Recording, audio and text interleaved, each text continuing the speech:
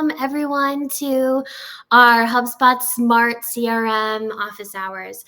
We'll go through a quick round of introductions, and then we'll take you through what we have is laid out is a deck with some really cool demos and features.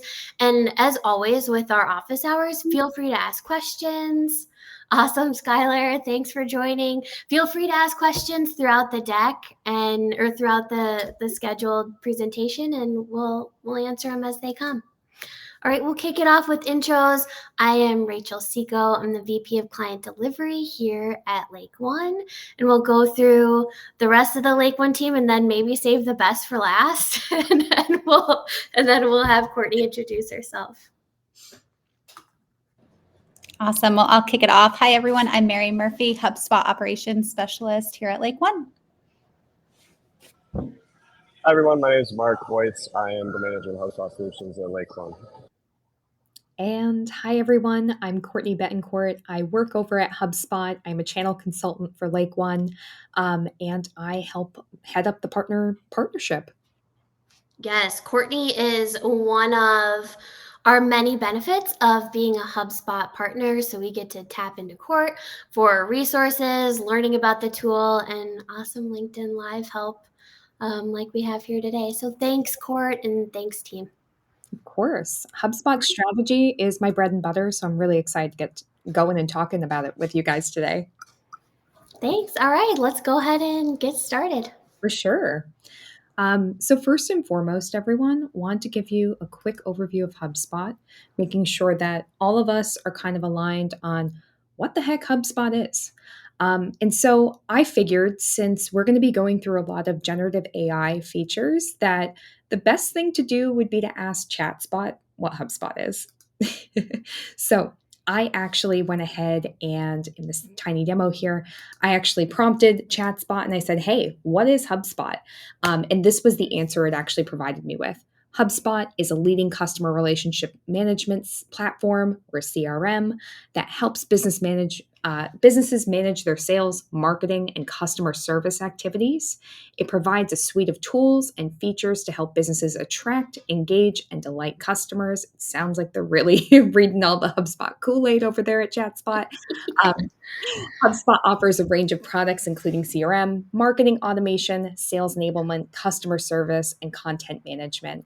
It is designed to help businesses grow by providing a centralized platform for managing customer interactions, tracking leads, and analyzing data to make informed business decisions. Whew. ChatSpot is definitely going to start being employed on our marketing team because that is such a cohesive, detailed response. Right? But yeah, HubSpot is a platform. I think that's the easiest way to kind of go about it.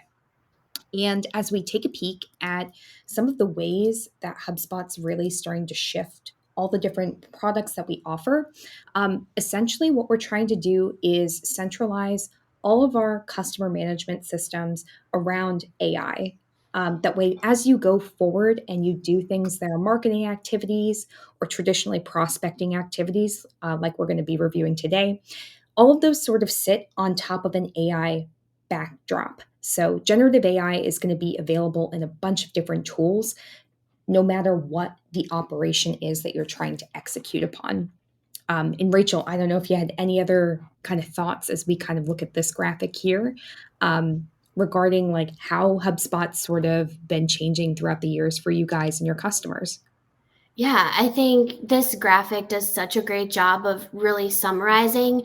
So many of our clients are talking about generative AI, what is it? And this graph or this image really talks about how each hub is becoming kind of this buzzword of smart that we're talking about and talking about today. So it pretty much sums up a lot of client questions and all the buzz about HubSpot in one graphic. So for sure. And if you guys are newer to HubSpot, we actually have an entire network of information that can kind of teach you about HubSpot as well. HubSpot Academy is one of those big pieces. So you see that as one of the blue blocks at the very bottom.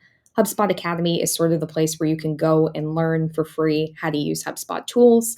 And then we also have the HubSpot Marketplace, where partners like Lake One could actually have apps out there, or CRM templates that are available, or CMS templates rather, that are available to like use on your website, and just the ability to connect into other apps, like let's say a MailChimp or a Hotjar for your website.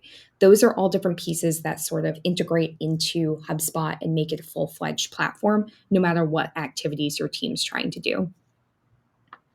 Cool. And this other graphic that we're kind of bringing you through is sort of understanding the nexus that is HubSpot.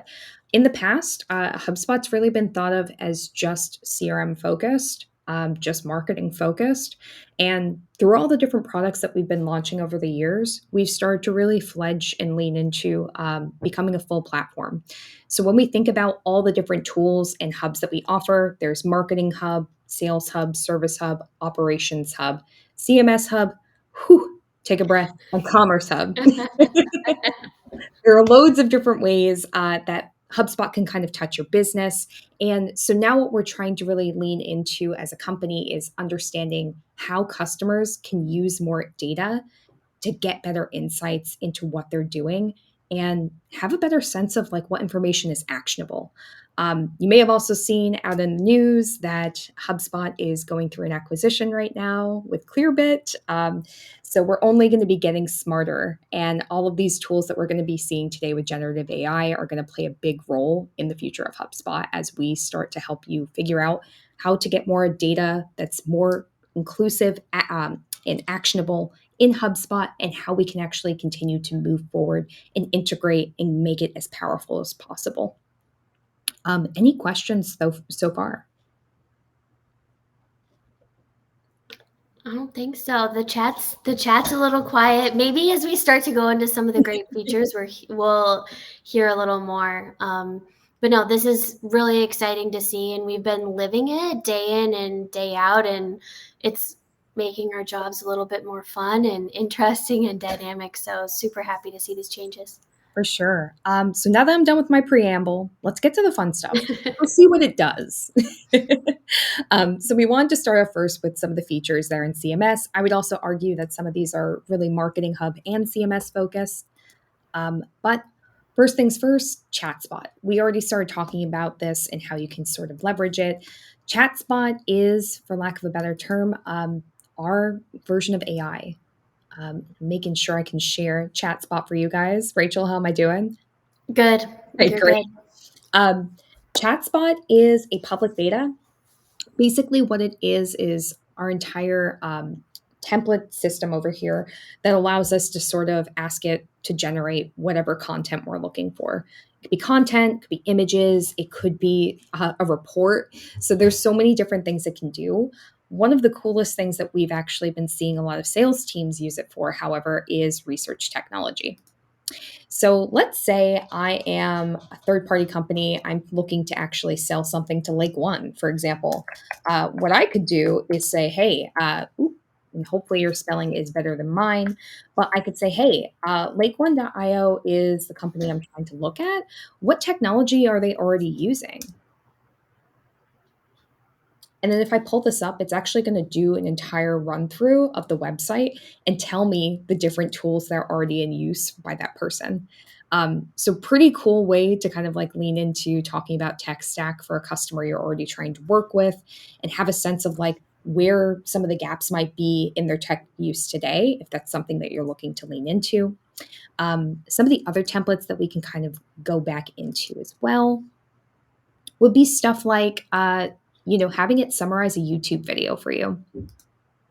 So I actually have this fantastic video by the great and powerful Kyle Jepsen. And this is that video here, where basically it goes through what HubSpot CRM is, an entire introduction. I'm sure he does a much better job than I do, like giving you the entire overview of what it does. But if we hop back over here, I'm going to take that URL, drop it in, and I'm going to ask ChatSpot to give me a summary of it. Maybe I'm looking to put a video on my website and just get a blurb that sort of like gets it down to a couple sentences for somebody, that way they're more enticed to click on it. Or another fun thing that some of my colleagues have been doing, you could also think about taking a transcript from a video, putting it into ChatSpot and asking it to write you a follow-up email. Let's say if you have Gong, or if you have some other third-party software that actually listens into your calls, like a Chorus, you can actually put that into ChatSpot as well, and it would work in a similar fashion. Cool. Any questions so far? No, but I don't know how it is that every time we get together with you, I seem to learn more and more in different applications. So Yeah. no, this is great. It's pretty nifty. I would say definitely, if nothing else, try to have ChatSpot write you a follow-up email.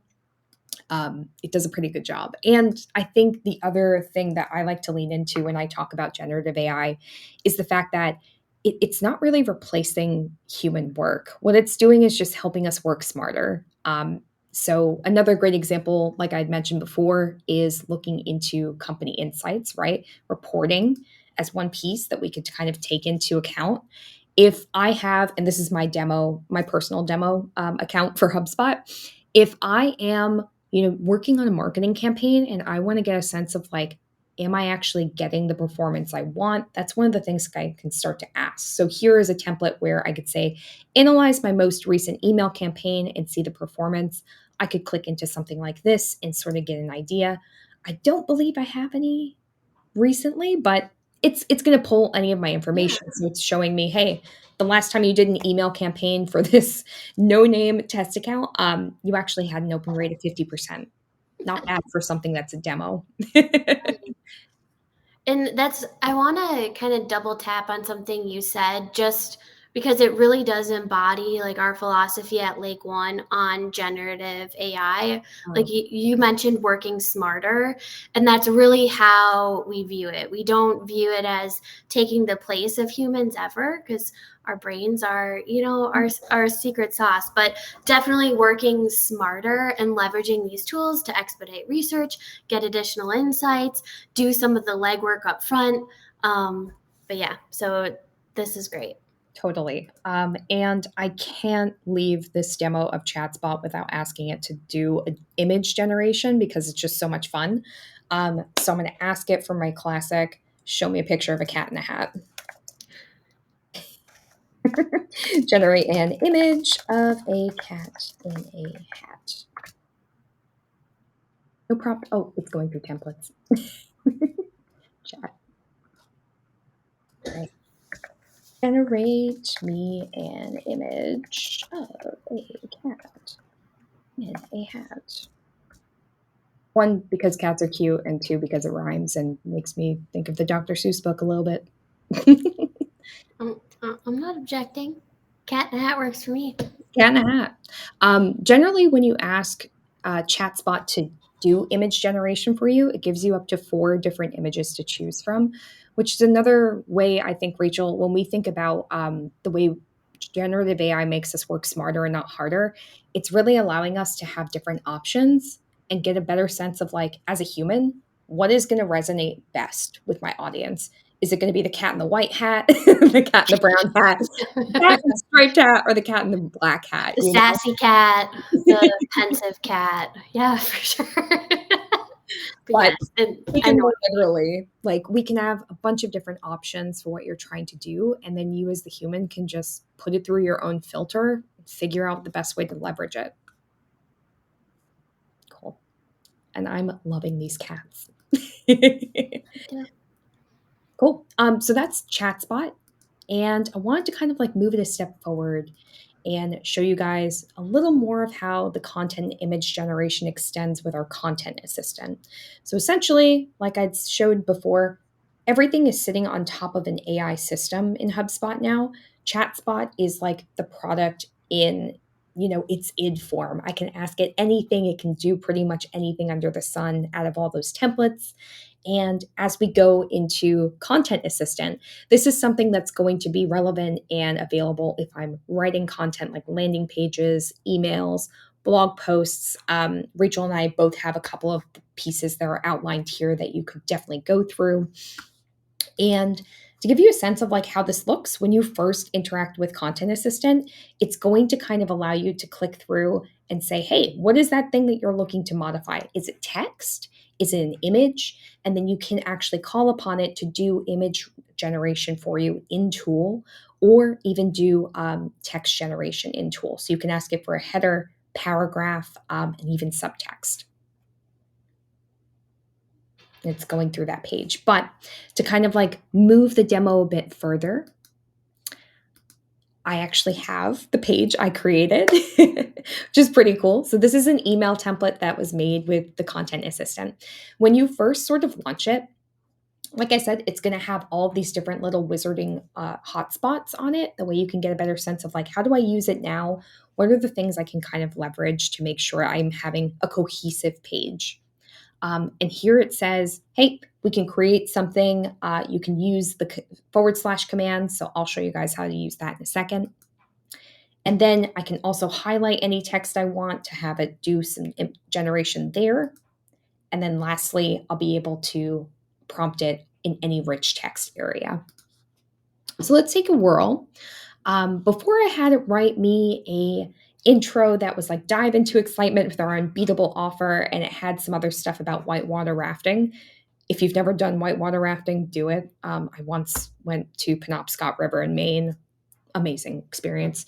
But that aside, what I'm going to do is grab all this text and I'm going to delete it. I want to start new. And so I'm just going to type in a /, and then as I do that, it's going to give me that prompt.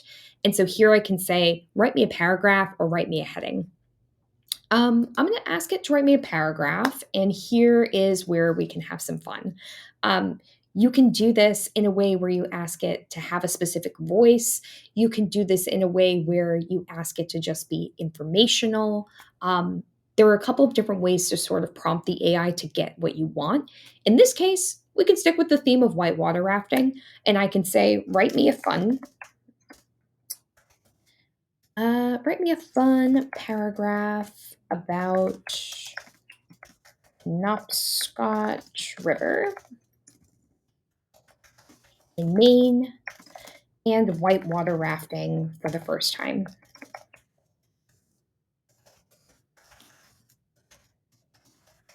Judge my slow typing. And I'm going to hit generate. Boop. So it's already got me some pieces in here. It's like, hey there, adventure seeker. Are you ready to dive into the ultimate adrenaline rush? So it's already giving some of those fun, punchy little pieces in there. But if I don't like this, I can regenerate another paragraph and it will rewrite it for me and give me some other things I can kind of look into. I'm going to insert this one, and then I can modify this text in any way, shape, or form I want. And again, bringing back the human aspect of this, I can sort of figure out if I want to add more content here, if I want to add links, or even if this is sort of getting across the message I want to get across. Cool. And I think the most interesting part of this is how to kind of generate images within the tool. So here, I had it generate an image of people whitewater rafting for me, but they're all not even looking at us, which I find kind of odd. So I'm going to swap this one out. And so what I'm doing is clicking into the image itself, and I'm going to go to replace. And so once you have Content Assistant enabled, and it's a setting in HubSpot that you can just turn on, you'll come up with this generate button right in your image area. And then it says, describe your image. So just in the same way that we were kind of prompting ChatSpot for a cat in a hat, we can also prompt the AI within the image area. Excuse me. Gotta stay hydrated. We can also prompt the Content Assistant to sort of give us an image here on this level.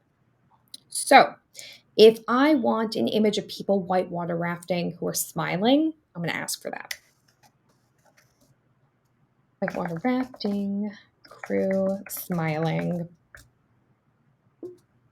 And it also gives you some options for style. So it can say style designed by AI, decided by AI rather, pop art, minimalist, 3D. So you can have all these different other pieces to kind of go into. I'm going to look for cinematic. I'm feeling dramatic today.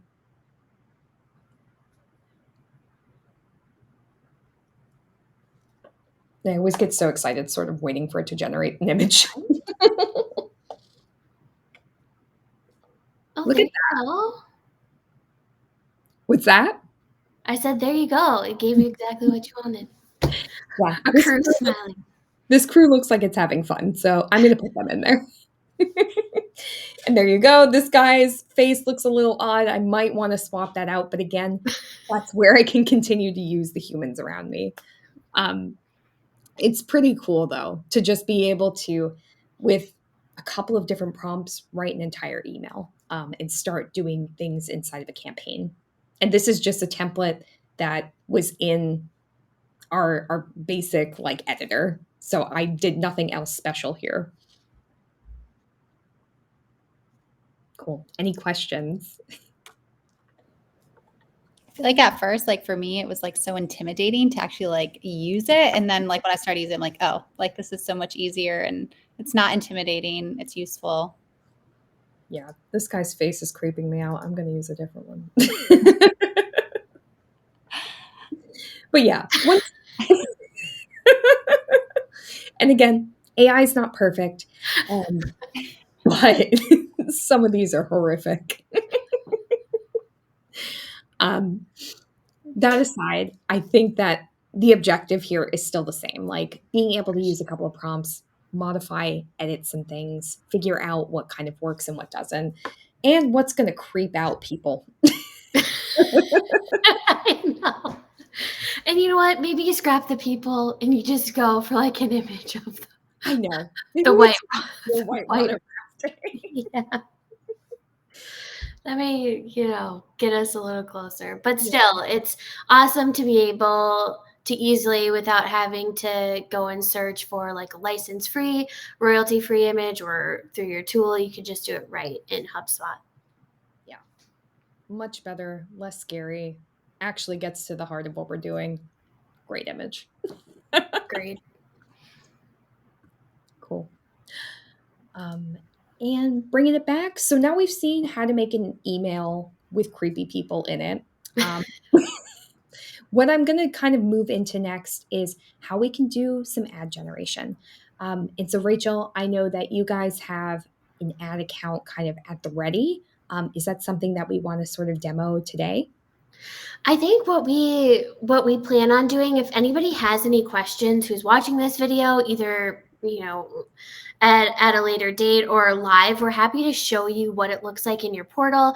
We're kind of taking a look. It's tied to your ad account, so there are some details that I think would show in that demo. For the sake of time, we'll show you this screenshot here, but we're happy to connect one-on-one, look at your portal, your instance, go through ad generation, all of those things. So Yeah, this is a hard one to sort of demo because you need to have an actual ad account. And so, as a part of my demo portal, I don't have it. But Rachel was kind enough to like get us a screenshot of what they're able to leverage in the Like One portal. And basically, what you can do here is leverage all those content generation pieces, so that / to be able to get header and paragraph content, you can leverage that here. And then you can actually have variants already programmed into the ad as well. It's pretty cool. And this is an example of a LinkedIn feed ad that you can put some images into as well. And of course, I believe it also is supporting display ads as well. I could be wrong, but I know that the feed ad is like the main one that we're trying to like lean into for generative AI. Cool. But let's take it into landing pages. So the final leg of any marketing journey is going to probably be in a landing page or a form. Whenever we think about these types of pages, we want to think about actionable content. We want to think about CTAs. We want to think about what is the thing that's going to inform you best and allow us to kind of get the message across. So again, this is going to be an area where we can use AI to help us bring up some images, bring up some paragraphs, and get a better sense of how to use it. Oop. Went backwards by accident. Getting ahead of myself. So let's take it for a spin.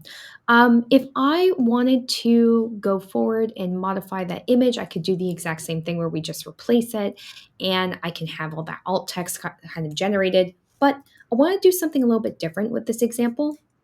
Instead of learn from the best artists, perhaps what I'm trying to get across here is that this doctor is, top of their field. And like, if you want to learn more about how to be at the top of your field, something along the lines of that. But I'm not a good copywriter.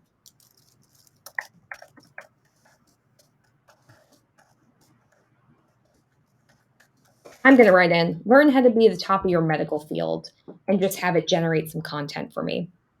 So here's a couple of H1s that it's proposing. Mastering the art of excellence in the medical field, supporting sentence, unlock the secrets to becoming a top-tier medical professional, and leave a lasting impact on the healthcare industry. That's pretty good, but I want to get something that's a little less wordy. Let's try again. But it gives me a couple of different ways where I can have a sense of, ooh, this is something where we can start to modify it and we can get a sense of, is this going to fit? So I can say, here's the pinnacle of success in your medical career, stand out amongst your peers. Awesome. And then I can modify this, putting in any sort of form that I need. Boom, boom. And if I even want to have all my privacy statements in there, I can have it. And then last but not least, what the heck am I going to title this page? I need to kind of figure that out too. So instead of having this bold image, I think what I'm going to do is replace it with a logo. So say image of HubSpot logo, and we'll say decide by AI.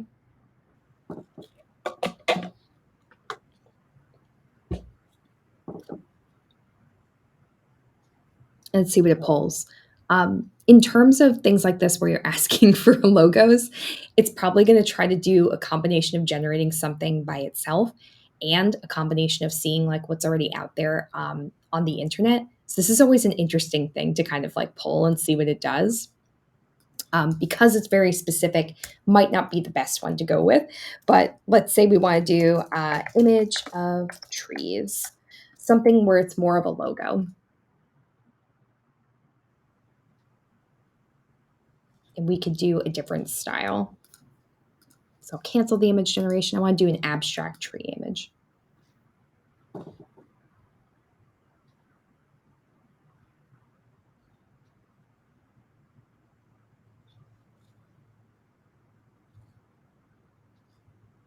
And again, we have stuff that looks a little ominous, which is fun. This is why I love working with AI, because it's like you never know what you're going to get.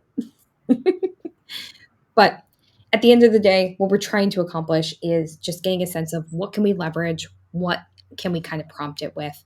And so even though this is probably not the right image that I want in this case, I think that what we can start to move forward with is having AI help us out with other things like CTAs.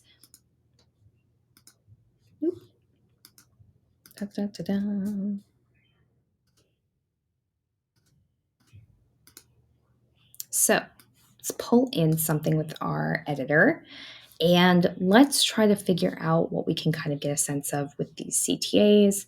I'm going to search through any of my test ones.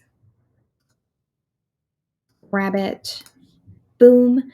And some of the other cool things that we can do, even though this is already content that's being generated by AI, what we can also do within this rich text file, if I edit this, is use some other advanced features outside of generative AI, which you can use here.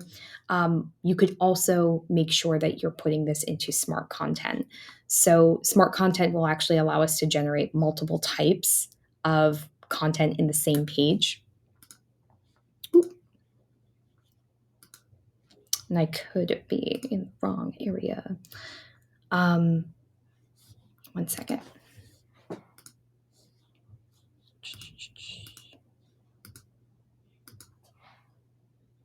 And perhaps it's not here.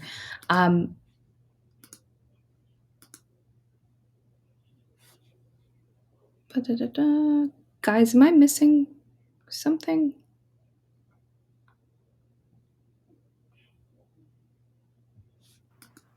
I'm trying to see like where the smart content piece is. Yeah, usually it's right in the editor. Maybe it's just this module, but It usually it's right in could here. be. Yeah, usually it's in here. Regardless, there is an option to be able to like get the smart content. I think that this template I chose just isn't allowing us to do it.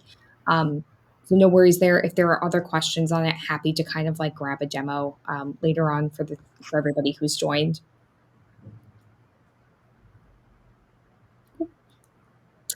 And that kind of moves us into the CRM side, right?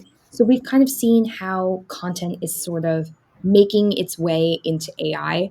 So you might be thinking, Courtney, how am I going to have AI reach out to prospects? How am I going to have them engage with people I'm trying to nurture on the sales side of things? I'm going to tell you. This is a section we like to call prospecting leads reporting. Oh my. And it's because we have a whole new section in HubSpot called prospecting.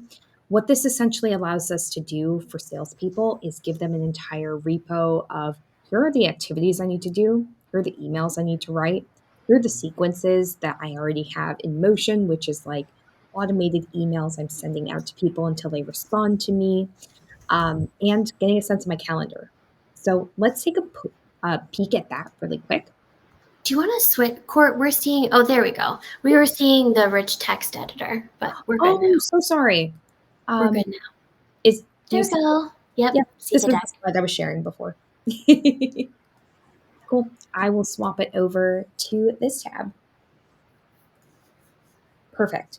So as we take a look at this, this is in our prospecting tool, which is brand new. We announced this during Inbound, which is our yearly conference in September.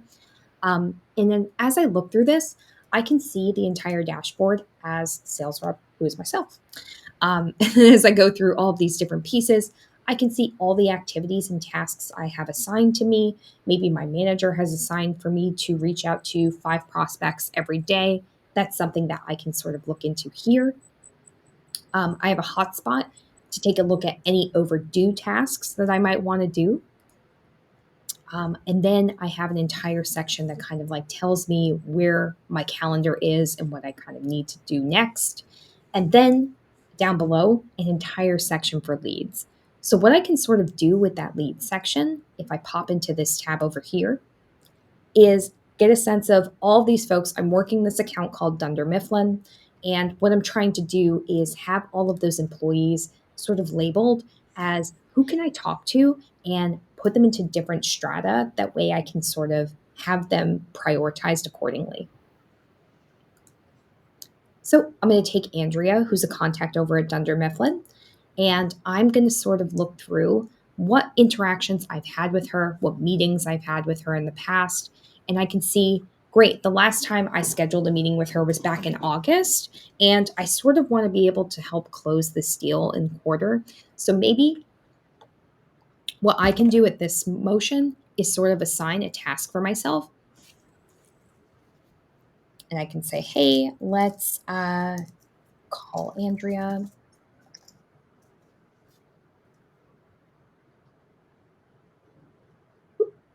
And I can say, yep, call her at 5 p.m. because that's when she gets off work. Cool.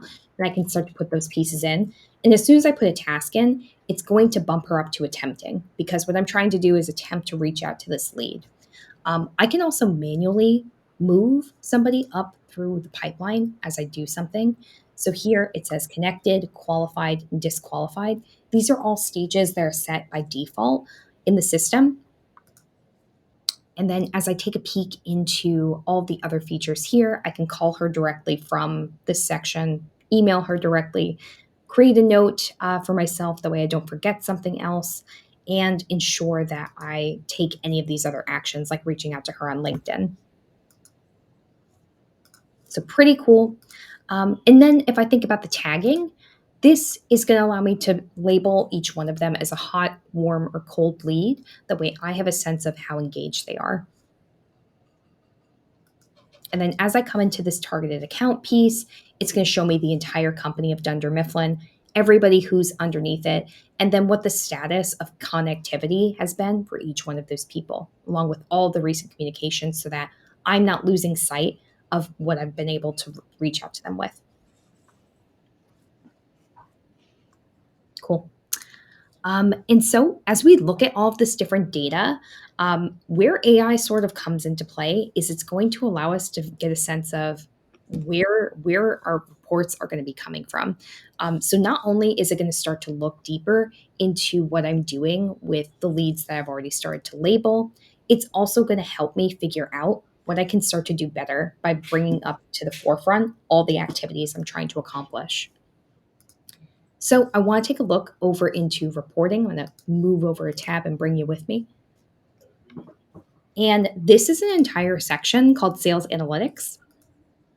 What we kind of do in here is it gives a sense of how leads are coming through the pipeline, and it gives an overall report of how they're sort of working and shaping through. So as we look at all of these different pieces, I can see exactly how many leads I have, how many of them are in progress, meaning I'm trying to connect with them, and how much money I've kind of closed out. So I haven't closed any yet, behind on my forecast. Got to make sure I can sort of close some of these deals, the way I can move forward. Any questions so far? No questions so far in the chat. I have to comment. This is such a game changer, I think, for our clients, and one of them, honestly, one of the most requested kind of features, I think. So it's great to see it. Our clients, especially those with Sales Hub who are heavy in the sales side of business, they're wondering, where do I go? Where's my home base? What's that first screen that I log into when I've got so many things going on in my day? Like, what do I do when I log into HubSpot? You go to the prospecting workspace. You start there. It's your home base for all your activities and what's up next.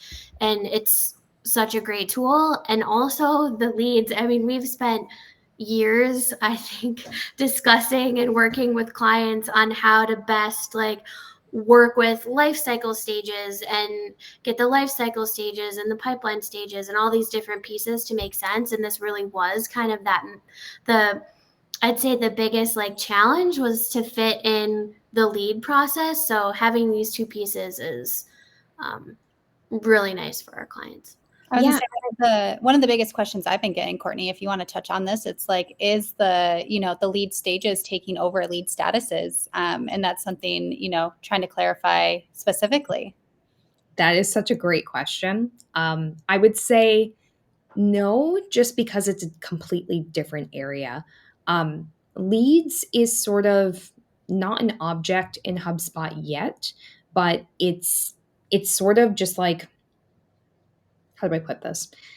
You know how deals sort of has its own way of categorizing systems where, like, if I go into a deal, I could say, ooh, I want to see all the deals that are owned by a certain person. That's just a label. When we think about the way the leads section is going to be working, this is just an advanced label. So I would say for the time being, lead status, which is a default property in HubSpot, which allows you to label people with different statuses of like, this lead has been qualified, this lead has been unqualified or disqualified. I can't connect with this lead. Like, all these different statuses are things that you can actually modify and edit in the system. These labels are not modifiable yet.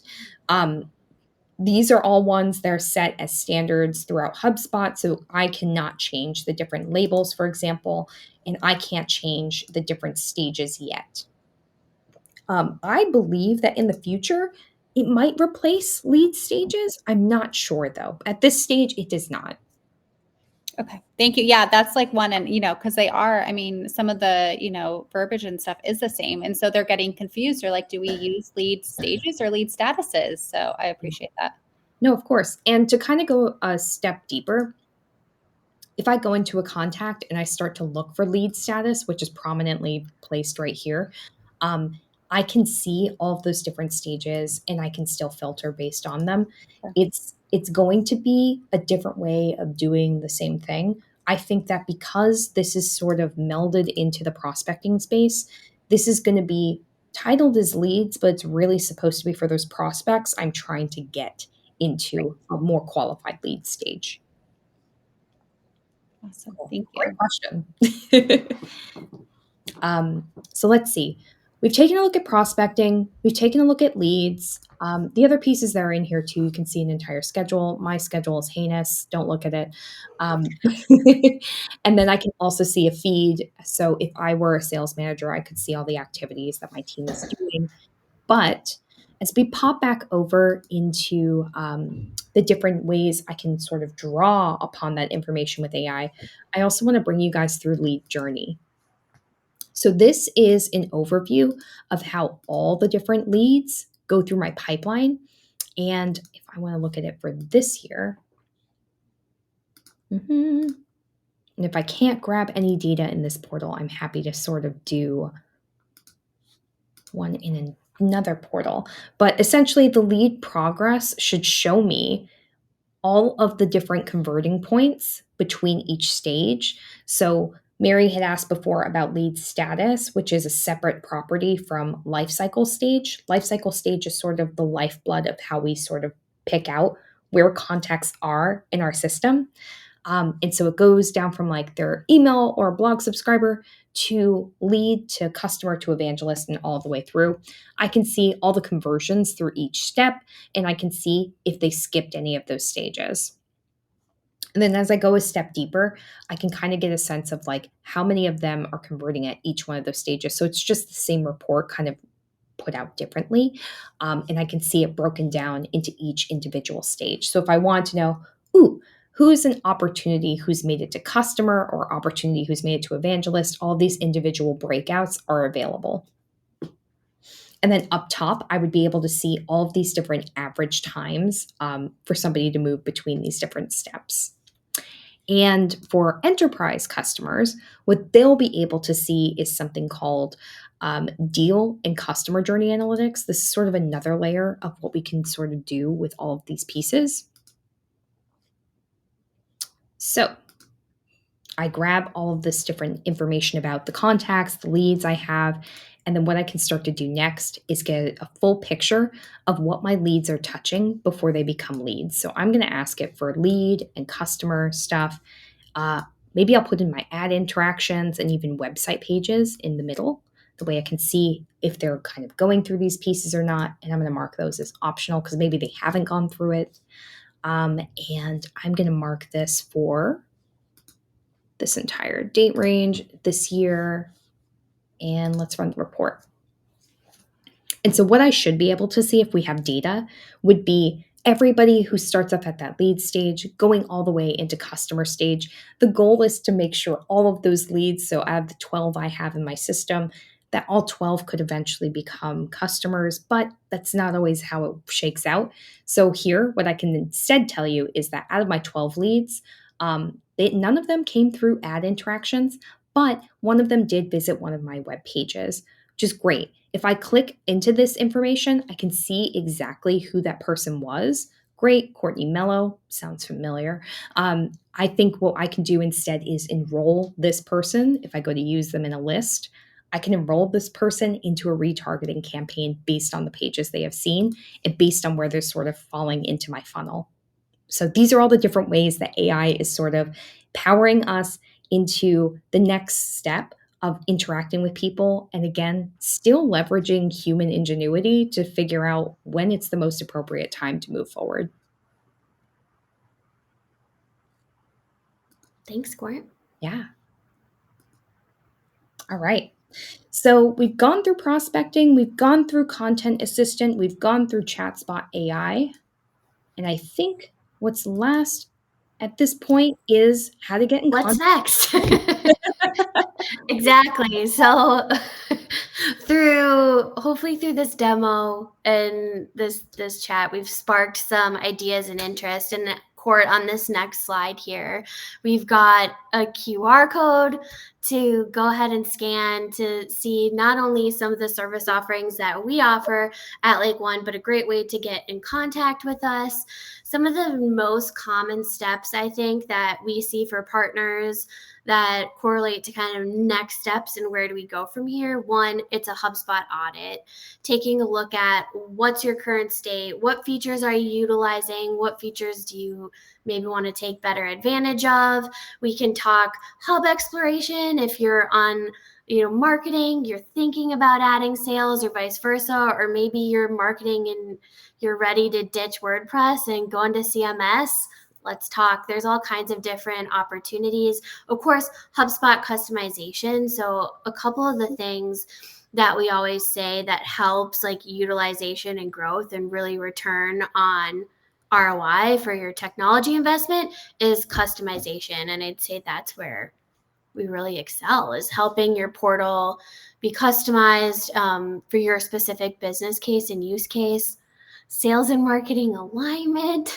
Ryan, our founder, will joke that we're marriage counselors sometimes between sales and marketing, but in all seriousness, making sure that the teams are seamlessly talking to each other, taking advantage of automation and all the good things. And of course, training. So Courtney mentioned follow-up demos or feature explorations. Definitely get a hold of us if you have any questions. There's a lot of cool stuff happening and we're excited about it.